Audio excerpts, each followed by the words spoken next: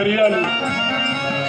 ज्या वेळी मी अरण्याच्या ठिकाणून घरी आलो पाहत काय ताई अरण्याच्या ठिकाणी मी आल्याच्या नंतर ताईच्या संपूर्ण देहाचं निरीक्षण केलं.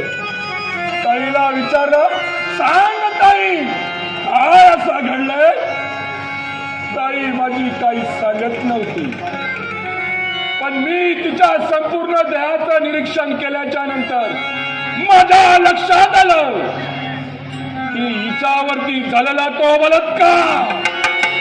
ताईला म्हटलं, सांग ताई कोण आहे तो, फक्त नाव सांग त्याचं.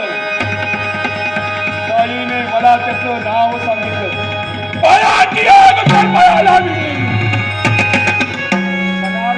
मनात विचार आला की आताच्या आता जाऊन त्याचा मुर्दा पाडावा.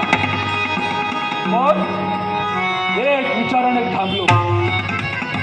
या समाजापुढे माझ्या ताईची कथा मांडली, त्यांना झालेला प्रकार सांगितला.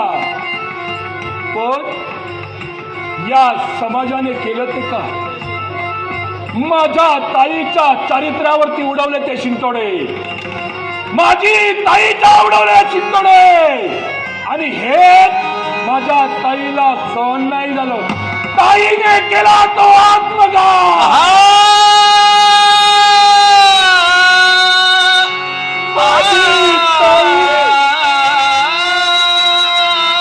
मला सोडून पडलो.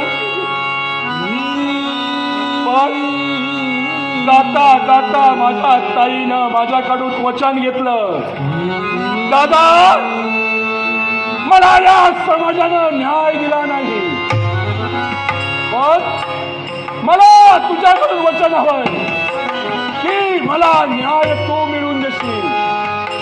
ताईला मी वचन दिलं, ताई चिंता करू नको, जोपर्यंत या नरधमाचा मुर्दा पडत नाही तोपर्यंत तुझा भाऊ भैरव शांत बसणार नाही. त्या श्रीमंत व्यक्तीच्या मुलाचा मार्ग 1-2 दिवस त्या मुलावरती पाळत ठेवली. कोणत्या मार्गाने जातो, केव्हा जातो, कधी येतो, हे सारं काही माफ केलं. तदनंतर तिसऱ्या दिवशी त्याच्या मार्गात लपून बसलो. ज्या क्षणी तो नराधम माझ्या समोर आला, क्षणार्धात